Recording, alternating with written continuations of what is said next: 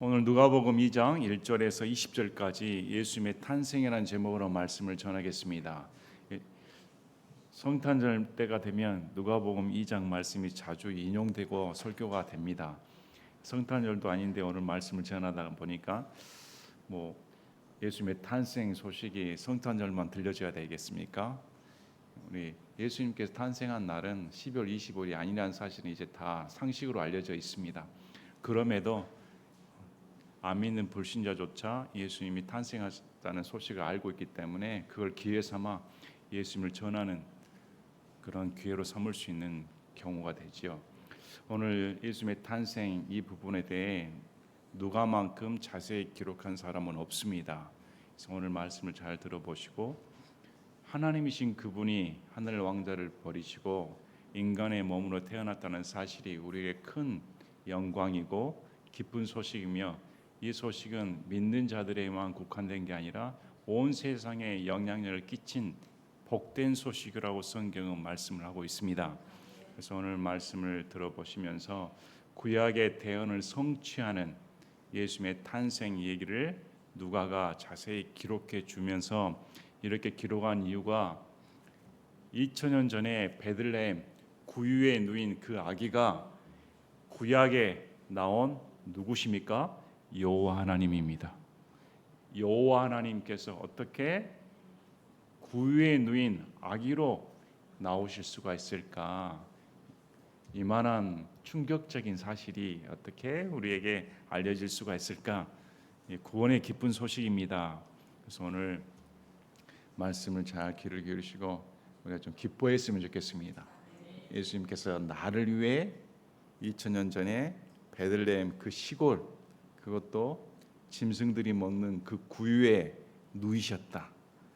나를 위해. 이것이 감동적이어야 됩니다. 자, 2장 1절을 보면 그 당시에 카이사르 아우구스투스가 칙령을 내려 온 세상에 조세 등록을 하게 하였는데, 카이사르 시저입니다. 아우구스투스는 옥타비아누스입니다. 시저가 양 아들로 삼은 사람, 당시 역사적으로는 굉장히 권력욕이 넘치고 집권력이 넘치며 무자비한 사람으로 알려져 있습니다. 안토니우스를 해전에서 이기고 그가 정권을 잡은 후에 언론에서는 이 옥타비누스에게 아우구스투스라는 황제, 신성의 의미를 담긴 황제 칭호를 내려줍니다. 이런 영예로운 사람, 권력이 대단한 사람이 이제 조세 등록을 하겠습니다. 온 세상에 나오는데, 여러분 온 세상에 하니까 조선시대까지 다 포함된 거 아닙니다. 당시 누가가 생각했을 때 온 세상은 로마의 영향력 안에 있는 나라들, 로마의 영향력이 있는 나라들이 이제 로마 황제의 명령을 따라 조세 등록을 하게 했습니다. 여러분 조세 등록하는 이유가 뭡니까? 납세시켜서 나라를 부강하기 위한 그런 수단이죠. 이 조세 등록은 구레뇨가 시리아의 총독이었을 때 처음 한 것이더라. 당시 이 시리아의 총독이 이런 유대까지 다 관할을 했습니다. 어떤 문헌에서는 이 시리아 총독 이 구레뇨가 아우구스투스만큼의 권력을 장악했다고 말을 합니다.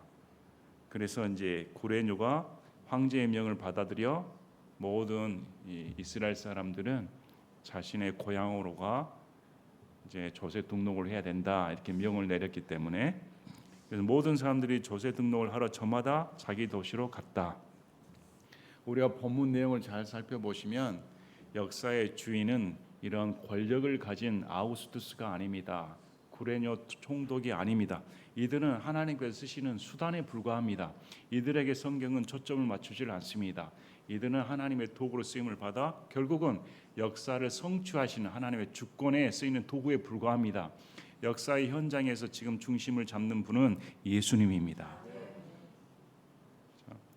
요셉도 다윗의 집과 혈통에 속하였으므로, 요셉은 갈릴리 나사렛에서 생활하고 있습니다.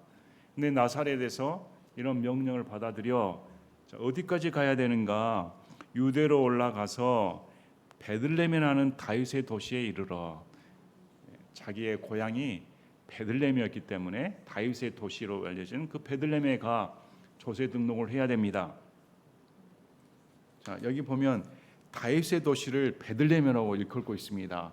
베들레헴이 다윗이 태어난 곳입니다. 여러분 성경의 구약을 보면 다윗의 도시는 어디로 나올까요? 예루살렘입니다.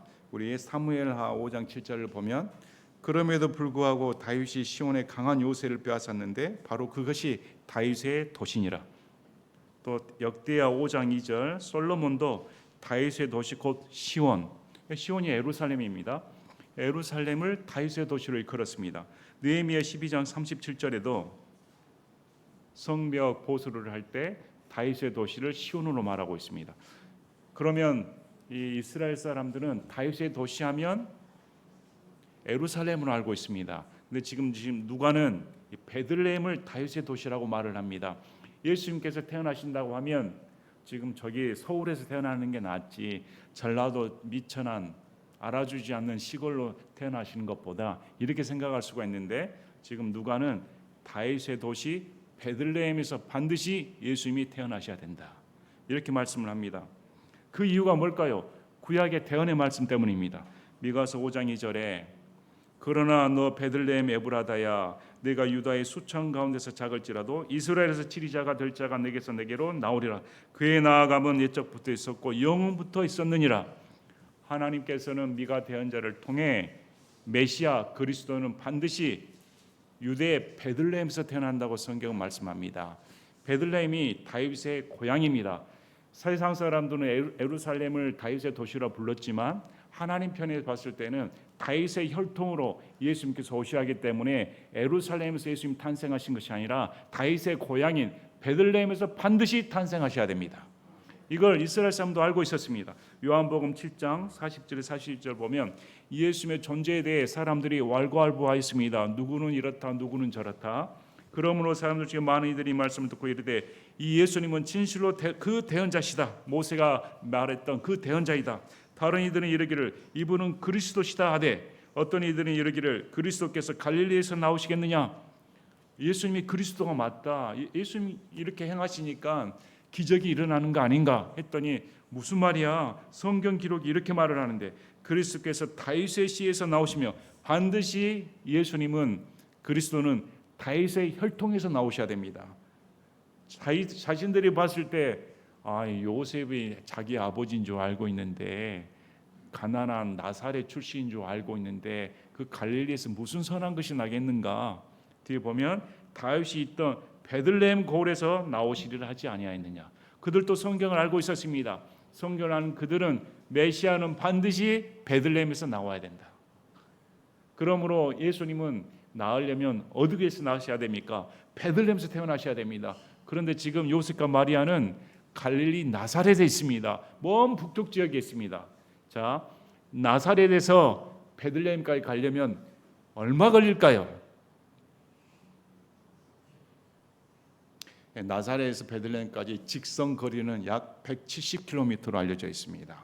근데 중간에 사마리아가 있기 때문에 당시 유대 사람들은 사마리아로 통과하지를 않습니다. 돌아서 가야 됩니다. 그러면 대략 230에서 250km로 알려져 있습니다. 이 만삭이 된 마리아를 데리고 나사렛에서 출발하여 베들레헴까지 가려면 그 230km를 가려면 대충 얼마 걸릴까요? 며칠이 걸리겠습니까? 그래서 대충 25일에서 30일 정도 걸린다 생각합니다. 먼 장거리 여행입니다. 짐을 싸고 만삭이 된 사람을 데리고 30일간 가야 됩니다. 그런데 여기서 한 가지 의문점이 있습니다. 그러면 요셉이 혼자 가서 등록하면 될 거 아닙니까? 굳이 만삭된 마리아를 데리고 갈 필요가 있을까? 그래서 의문점을 갖기도 합니다. 우리 옛날에는 호적 등본을 어디서 뗐습니까? 본적에 있는 동사무소에 뗐습니다. 맞죠? 면사무소에서. 그랬죠? 요즘 젊은 사람들은 잘 모를 것 같습니다. 저같이. 그 시대에는 시골에 있는 면사무소 가야 호적 등본을 뜯을 수 있었습니다. 지금이야 뭐 인터넷에서 아니면 가까운 에서 호적 등본 이렇게 마음껏 발행하는 걸로 알고 있는데 예전에는 그랬습니다. 당시 2000년 전에는 어땠을까요? 자신의 본적까지 가야 됐습니다. 그럼 요셉이 가면 되는데 왜 마리아를 굳이 데리고 갔을까? 그래서 율법 때문이라고 합니다. 율법 조항의 레위기 12장을 보면 자, 이들은 아들을 낳은 걸로 확신을 했습니다. 왜 그러냐? 이미 아들을 낳고 그 이름을 예수라 하라 이 명령을 들었기 때문에. 우리 마태복음 1장 18절에서 21절을 보면 정혼한 사이였던 마리아가 배가 불러왔습니다. 관계로 맺지 않은데 요셉의 귀에 마리아가 배가 불러오니까 이 요셉의 마음은 어땠을까요? 이럴 수가 있나? 분명히 딴 남자 만났구나. 그러면 복수심에 불타 당연히 정죄의 마음일 텐데 요셉은 마리아를 사랑했습니다. 본보기로 삼아 돌로 쳐 죽이는 대신에 숨기고자 하였습니다. 드러내지 않고 가만히 끊고자 하였습니다. 이렇게 범민할 때 천사가 나타나 마리아 데려오기를 두려워하지 마. 그건 다른 남자 만나서 관계 때문에 임신한 게 아니라 성령님으로 말미암다. 그리고 반드시 아들을 낳은데 그 아들의 이름을 예수라 하고, 이 예수라는 이름이 무엇인가? 이는 그가 자기 백성을 그들의 죄들에서 구원할 것이기 때문이라. 요셉도 이제 아들이 태어날 텐데 그 아들이 예수라는 이름을 갖고 태어난다는 사실을 알고 있었습니다. 자, 그러면 레위기 12장을 보면 아들을 낳으면 일주일 동안 출산한 여자는 부정하다고 합니다. 그리고 8일째 할례를 받게 해가지고 그 후에 33일간 정결하는 동안 가만히 있다가 33일이 지난 시점에 제사장 앞에 가서 정결례를 행해야 됩니다. 그럼 며칠이 걸립니까? 지금 이 나사렛에서 출발하여 베들레헴까지 가려면 약 한 달이 걸립니다. 근데 자기 혼자 갔다가 이렇게 돼버리면 정결례를 행할 수가 없습니다. 근데 자기 생각에 이건 분명히 아들이고, 만약에 딸이 태어난다면 이래 동안 부정하고 66일 동안 지낸 후에 가서 정결례를 행합니다. 훨씬 더 긴 기간입니다. 그러나 이들은 아들이 낳을 걸로 확신했기 때문에 베들레헴으로 출발한 이유가, 베들레헴에서 예루살렘까지는, 예루살렘에 가서 제사장에 보여야 되니까 9.2km밖에 안 됩니다. 예루살렘에서 남쪽으로 9.2km밖에 안 되니까 지금 출산이 임박해서 베들레헴에서 아들을 낳으면 거기서 시간을 보냈다가 바로 위에 예루살렘에 가서 정결례를 행하면 되는구나, 이렇게 한 것입니다. 그러면 우리가 이걸 알 수가 있습니다. 이랬기 때문에 반드시 예수님은 베들레헴에서 태어나실 수밖에 없습니다. 이런 역사적인 아우구스투스의 칙령과 또 율법과 이런 모든 것이 맞아 떨어져서 예수님은 베들레헴에서 태어나시게끔 돼 있다. 이것이 구약 대언의 성취다, 이렇게 아시면 됩니다. 자, 베들레헴은 무슨 뜻을 가지고 있습니까? 빵집입니다. 제가 예전에 빵을 만약에 만들고 싶으면 빵가게 하시면 베들레헴 빵집 이렇게 하면 그래도 믿는 자는 많이 와서 사실 사 드시지 않으실까? 베들레헴이라는 말이 빵집이라는 말입니다. 우리 예수님이 본인이 생명의 빵이라고 말씀하시지 않으셨습니까? 베들레헴을 하면 다윗이 태어난 곳이고 빵집이라는 뜻을 갖고 있고 여러 가지 의미를 부여하기도 합니다. 자, 그래서 자기의 정혼한 아내 마리아와 함께 조세의 등록을 하려 했는데 그녀가 아이를 베어 배가 불렀더라.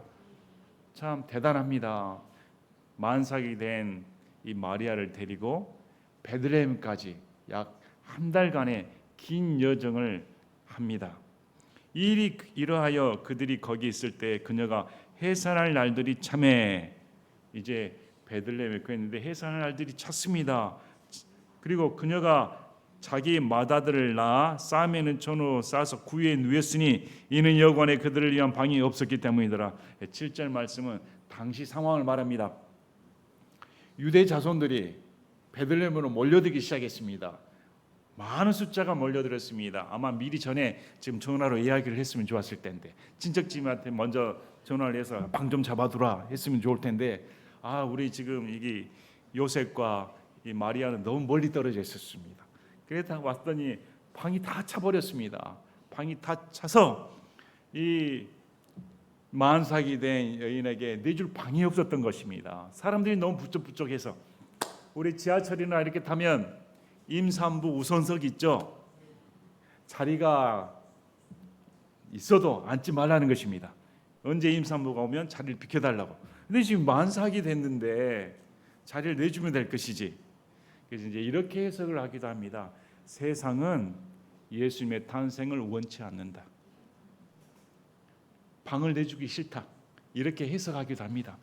예수님을 위한 공간은 세상에 존재하지 않는다. 이렇게 해석하기도 합니다.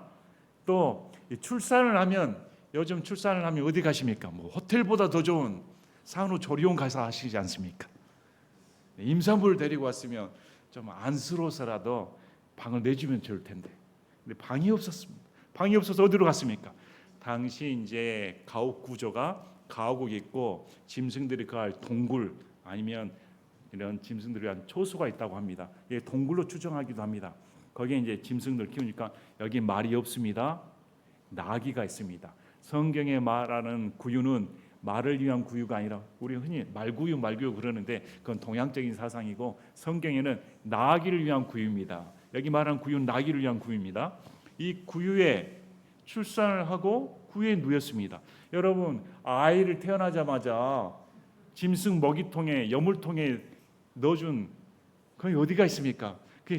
우리 이제 그림을 보면 여물통도 깨끗하고 예수님 얼굴도 다 깨끗하고 그 천도 이불도 아주 깨끗하고 당시 그랬겠습니까?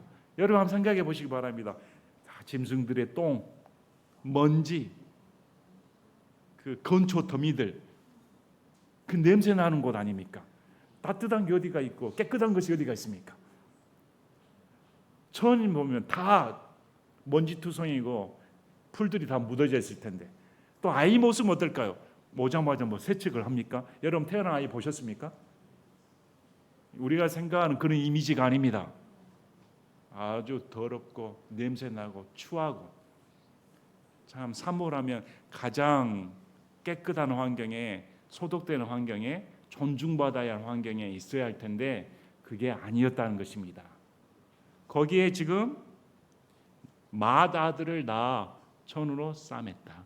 이 성경은 맏아들이라고 합니다. 어느 단체나 어느 이상한 교회에서는 동정녀 해가지고 평생 처녀로 말하는데 성경은 그렇게 말한 적이 단 한 번도 없다. 우리 마태복음 13장 55, 56절 이 사람은 목수의 아들이 아니냐 그의 어머니는 마리아를 하지 아니하냐 그의 동생들은 야고보와 요새와 시몬과 유다라 하지 아니하냐. 자, 아들 넷이 있습니다. 그의 누이들은 다 우리와 함께 있지 아니하냐. 누이들 하니까 적어도 2명 이상입니다. 그런데 이 사람이 어디에서 이 모든 것을 얻었느냐 하고 그럼 예수님의 동생은 6명 이상입니다. 마리아는 예수님을 포함하여 7명 이상을 낳았습니다. 그런데 예수님을 만을 넣고 평생 처녀로 살았다. 이건 이단입니다. 이단 중에 대이단입니다. 마리아는 평범한 여러분과 저와 같은 일개 죄인에 불과합니다. 단지 다른 점이 있다면 하나님으로부터 선택을 받아 쓰임 받았을 뿐입니다. 자, 맏아들라 싸매는 천으로 싸서 구유에 누였으니 이는 여관에 그들을 위한 방이 없었기 때문이더라.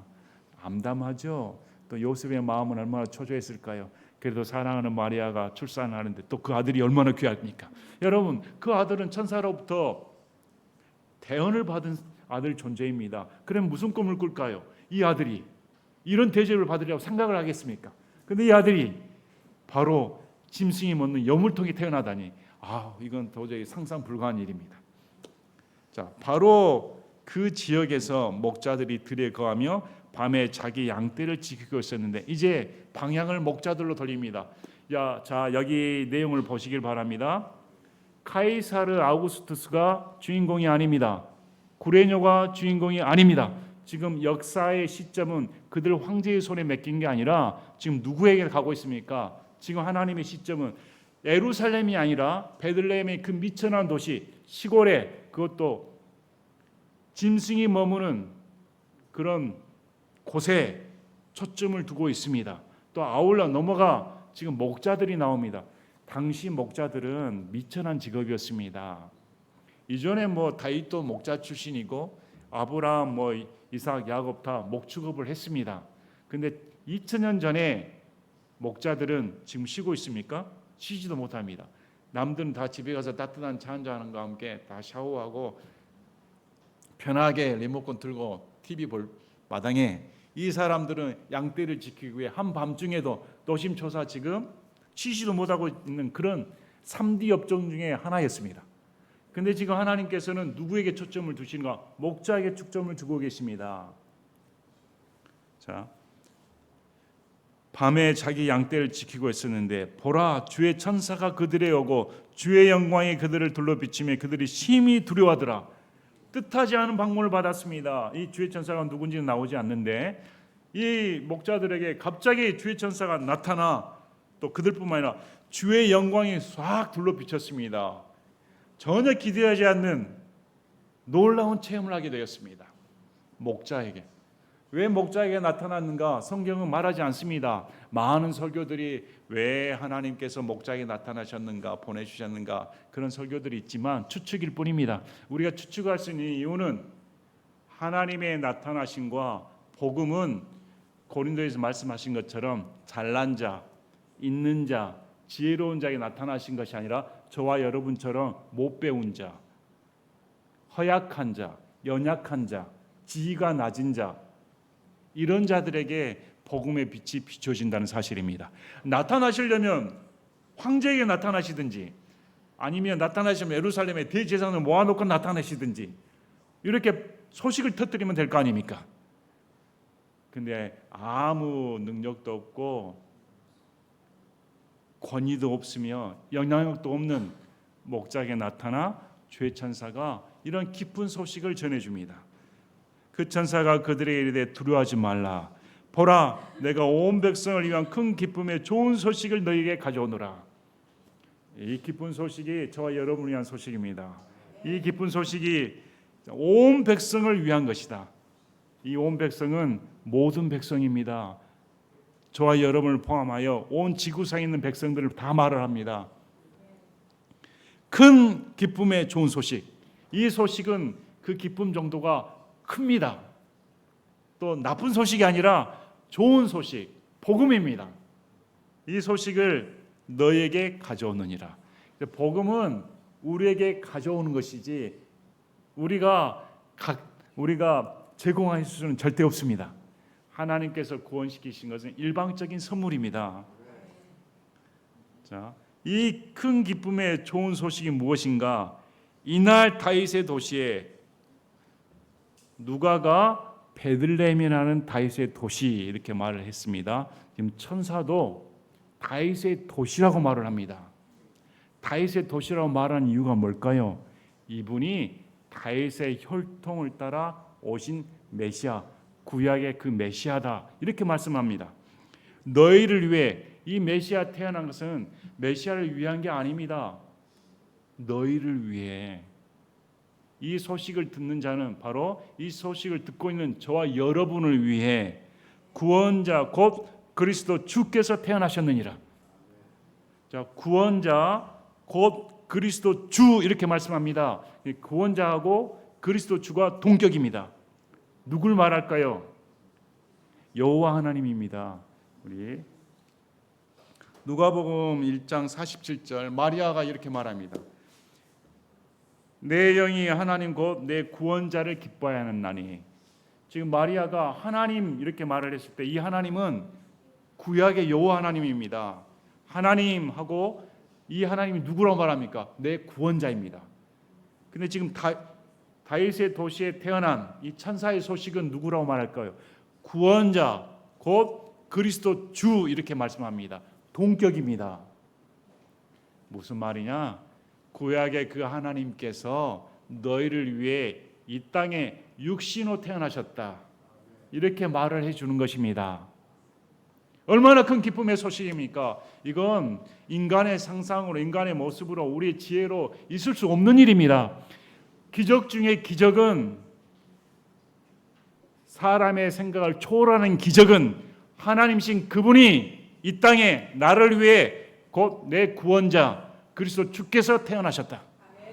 기적 중에 기적입니다. 그러면 우리 말씀을 보시면 쌈에는 천에 쌓여 구에 누인 아기를 너희가 볼 터인데 이것이 너희에게 표적이 되리라며. 목자들뿐만 아니라 유대 사람들은 메시아를 기다렸습니다. 로마의 압제부터 시달리고 언제 우리를 구원시켜 주실 메시아가 올까? 이 죄들의 속박에서 누가 구원시켜 주실까? 다 메시아를 소망했습니다. 근데 그 메시아가 이제 태어나셨다. 애원대로 태어나셨다. 근데 그 표적이 쌈에는 천에 쌓여 구에 누인 아기다. 표적치고는 참 대단한 표적입니다. 여러분들은 무슨 표적 원합니까? 내가 이 표적만 보여주면 예수님 믿겠습니다. 저는 진짜 못 고칠 질병에 있습니다. 이건 아무도 못 고칩니다. 하나님 내게 이걸 고쳐주시는 표적을 보여주시면 이제 예수님 믿겠습니다. 예수님 이번에는 참 내 인생이 풀렸으면 좋을 텐데 이것만 하면 제가 메시아인지 하나님인지 인정하겠습니다. 근데 목자들에게 하는 소식이 뭘까요? 예수님이 너희를 위해 탄생하는 그 표적은 구에 누인 아기다. 이렇게 말씀하신 것입니다. 우리 이사야 1장 3절에 소도 자기 주인을 알고 나귀도 자기 주인의 구유를 알건만은 이스라엘은 알지 못하며 내 백성은 깊이 생각하지 못하는도다 하셨도다. 그래서 여기 왜 예수님께서 구유에 누이셨을까? 이렇게 여기에 대비의 말씀 해석하기도 합니다. 나귀는 자기 여물통을 알아봅니다. 그래서 이 여물통이 누가 준지 주인이 누군지 알고 있습니다. 그런데 이스라엘 백성들은 자기를 먹여주시는 하나님을 알지 못했다는 것이죠. 짐승도 여물통의 주인을 알고 있다. 너희는 뭐야? 이 여물통은 주인을 상징합니다. 여물통에 누운 아기는 누굴까요? 우리를 먹여주신 하나님이란 말입니다. 그 하나님이 구유에 누우셨다. 그 아기가 너의 표적이 된다. 그래서 갑자기 하늘의 군대의 무리가 그 천사와 함께 하며 하나님을 찬양하여 이르되. 목자들 얼마나 황홀한 경험을 했을까요? 하늘의 군대들의 무리가 총동원해서 하나님을 찬양하기 시작했습니다. 그 찬양하는 이유가 자신이 모셨던 섬기고 있었던 경배의 대상인 하나님께서 인간의 모습으로 태어난 것을 보고 이 천사들의 무리가 소리 높여 찬양을 하는 것입니다. 찬양할 내용이 가장 높은 곳에서는 하나님께 영광이요 땅에서는 평화와 사람들을 향한 선하신 뜻이로다. 하나님께 먼저 영광을 돌립니다. 하나님께서 이렇게 탄생하신 것이 하나님께 영광입니다. 그리고 우리 땅에 사는 인간들에게는 평화가 온다. 누구랑 평화란 말입니까? 원수됐던 하나님과 나와의 사이가 평화라는 것입니다. 전쟁이 종식된다는 말이 아니라 하나님과 인간의 원수의 사이가 끝난다는 것입니다. 사람들을 향한 선하신 뜻이다. 참 우리에게 향하신 선하신 뜻은 예수님께서 이 땅에 오셔서 태어나시고 저와 여러분을 위해 죽으셨다. 예수님 입장에서 생각해 보시기 바랍니다. 그분이 왜 이 땅에 내려오신단 말입니까? 그래서 사람들이 표현하지 않습니까? 하나님은 인간에게 사랑의 눈이 머셨다. 하나님은 우리 인간에게 저와 여러분에게 너무 사랑한 나머지 눈이 머셨다고 말합니다. 그 정도로 사랑하신다. 제정신이라면 그렇게 하겠습니까? 여러분이라면 하겠습니까? 제가 늘 비유를 들지 않습니까? 제 병원에 환자 어머니랑 자녀들 오면 어머니 주사 맞을 때 아들이 이렇게 말합니다. 엄마 얼마나 아플까? 그래? 얼마나 아프겠니? 그럼 네가 좀 대신 맞아봐 하면 도망가 버립니다. 바로 문 닫고. 근데 어머니는 어떨까요? 자기 자녀들이 주사 맞을 때 아프면 대신 맞아주고 싶은 심정입니다. 아니 그보다 더하지요. 하나님도 우리 인생을 그렇게 보신다는 것입니다. 하나님께서 저와 여러분을 살리시기 위해 유일한 방법은 하나님이신 그분이 저와 여러분을 위해 인간으로 오셔야 됩니다. 그 방법밖에 없으니까. 언제 계획하셨습니까? 창세 전에 인간을 창조하기 전에 그분은 죽임을 당하시기로 작정하셨습니다. 이것이 인간의 지혜와 우리의 이성을 초월하는 하나님의 사랑입니다. 우리가 태어나기도 전에 그분이 저와 여러분의 죽으시로 작정하시고 태어나셨습니다. 그래서 그분이 십자가에 달리기 전에 하나님께 영화롭게 했다고 말씀하지 않습니까? 자신의 죽음이, 완전한 순종이 하나님 아버지를 영화롭게 하셨다. 그분은 이 땅에 영광 받으러 오신 분이 아닙니다. 죽임을 당하시기 위해 오신 분입니다. 그것이 하나님께 영광이고 저와 여러분을 위한 평화라는 뜻입니다. 그분이 죽으셔야 하나님과 나 사이가 평화가 되니까. 천사들이 그들을 떠나 하늘로 들어가니 목자들이 서로 이르되 이제 우리가 베들레헴까지 가서 주께서 우리에게 알려주신 일 곧 일어난 이 일을 보자 하고 복된 소식을 목자들이 받았습니다. 자, 여기서 주의할 게 목자들은 확인하고 믿겠다는 것이 아닙니다. 이미 믿고 그걸 보러 가겠다는 말입니다. 믿었으니까 보러 가는 겁니다. 이미 받아들이고, 두 번째, 이들은 소식을 전하러 갑니다. 천사가 소식을 전하라는 명령을 주신 적이 없습니다.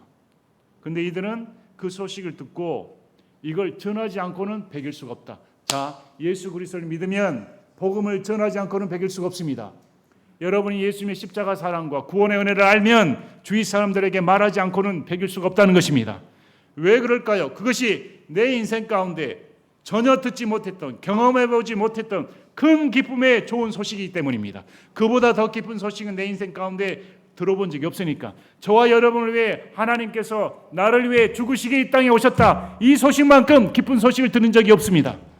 그런데 그 소식을 들었다가 하면 어떻게 가만히 있을 수가 있는가? 나가서 전하지 않을 수가 없다.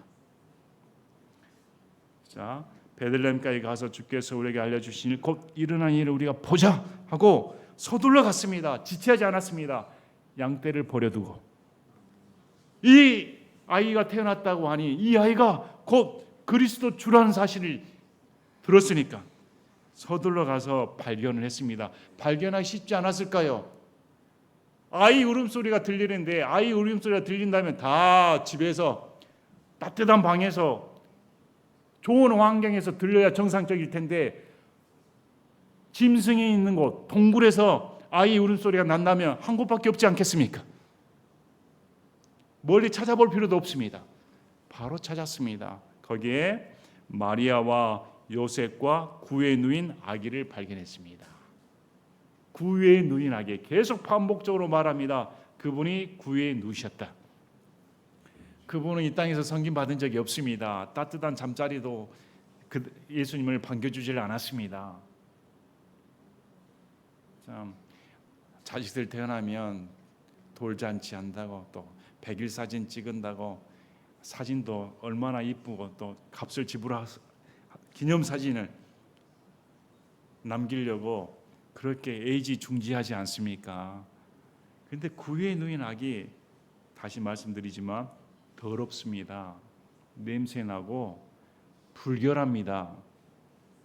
그렇게 대접을 못 받는 그 아기를 보고 이들이 놀랐다, 찬양했다. 그들이 아기를 보고 천사가 이 아이에 대해 자기들의 말한 그 말을 널리 아니니 이게 사실입니다. 천사가 나타나서 이 아기가 곧 다윗의 도시에서 태어난 구원자 그리스도 주이십니다. 무슨 말일까요? 이 지금 구유에 누인 아기가 하나님입니다. 이렇게 말하고 있습니다. 이분이 하나님입니다. 그것을 들은 자들 말을 하고 있는 거 보니까 마리아와 요셉과 뿐만 아니라 다른 사람도 있었다는 것입니다. 아마 아이가 탄생했으니까 사람들이 왔지 않았을까? 좀 더 좋은 환경에 태어났었더라면, 방이 있었더라면 조세 등록 때문에 사람들이 다 방을 차지하고 있어서 매우 안타까운 심정으로 보지 않았을까?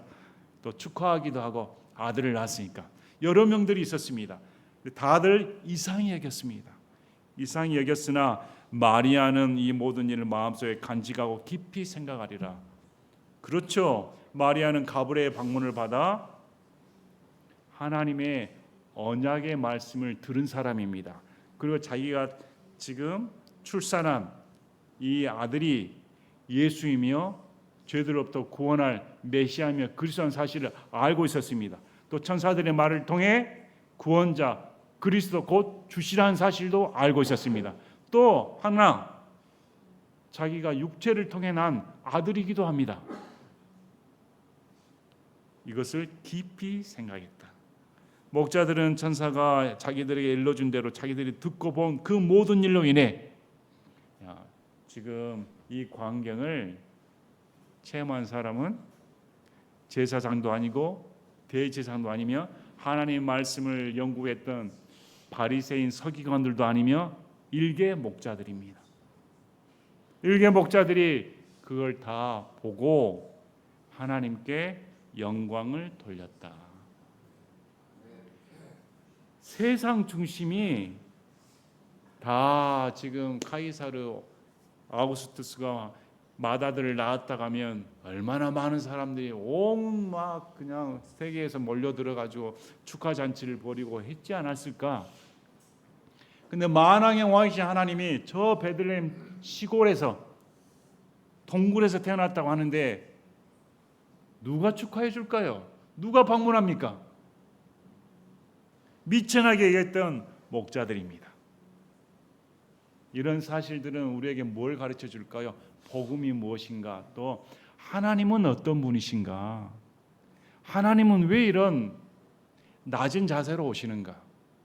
이런 것이 우리에게 뭘 영향을 끼칩니까? 왜 나는 이렇게 교만할까? 나는 왜 이렇게 감동이 없을까? 내 마음 왜 예수님을 향해 이렇게 큰 기쁨이 없을까? 나는 왜 꼭 예수님 앞에 낮아지질 못하고 나를 중심으로 살고 있을까? 나는 과연 예수님을 사랑한다고 했을까? 나는 과연 예수님이 나를 위해 대접받지 못하고 저렇게 구유에 누인 악의 모습으로 태어나는 그 수모를 겪는데도 조그만 자존심이 상하고 조그만 대접받지 못하면 나는 쉽게 시험에 들어버리고 성질을 참지 못하는데 왜 나는 이 모양일까? 나는 과연 목자처럼 하나님을 증거하고자 하는 간절한 마음이 있을까? 목자처럼 하나님을 찬양하며 그분이 태어나셨던 그 감동에 겨워 영광을 돌리는 그런 신앙생활을 하고 있는가? 뛰쳐나가서 그걸 말해주고 싶은 그런 감동적인 마음이 내 마음에 있을까? 이 예수님의 탄생 소식이 내게는 어떤 의미가 있단 말인가? 여러분은 예수님이 나를 위해 탄생하셨다는 소식이 여러분을 정말 즐겁게 해줍니까? 정말 예수님이 나를 위해 탄생한 소식들이 여러분의 마음을 흥겹게 해주고 기쁘지 않고는 배길 수 없는 그런 놀라운 감동으로 다가오십니까? 그래서 오늘 말씀을 보시면 누가가 이분이 구약에 말씀하셨던 그 하나님 대언자 그 하나님이 바로 구유에 누인 아기다 이렇게 말씀해 주십니다. 자, 오늘 말씀을 통해 우리에게 큰 예수님의 탄생 소식이 기쁨이 되셨으면 합니다. 다시금 신앙 가운데 예수님이 왜 이 땅에 오셨을까? 왜 저 베들레헴까지 오셨을까? 또 아울러 구약의 대언의 말씀을 성취한 대로 인간은 조세 등록을 하고 율법을 지키고자 먼 길을 가고 모든 것을 때를 맞추시는 하나님의 섭리에 대해 놀라야 됩니다.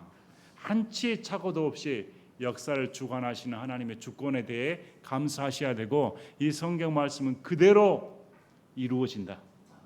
앞으로도 요한계시록까지 모든 말씀이 전혀 착오 없이 하나님의 계획 가운데 진행되며 이루어진다는 사실을 믿으셔야 됩니다. 아울러 그분은 이제 구유에 누인 아기는 존재하지 않습니다. 구유에 누인 아기는 이제 우리하고 큰 의미가 부여하는 것보다 이제 재림하실 예수를 기다리는 것입니다. 구유에 누인 아이를 기다린 게 아니라 그분은 당당하게 왕으로서 메시아로서 이제 저와 여러분의 구원을 위해 공중 재림하신다고 성경은 말씀을 합니다. 믿으시길 바랍니다. 그래서 오늘 다시금 말씀을 통해 하나님의 이 기쁜 소식, 예수님의 탄생 소식에 대해 감사하신 그런 마음이 충만하기를 진심으로 바랍니다. 제가 기도하고 마치겠습니다.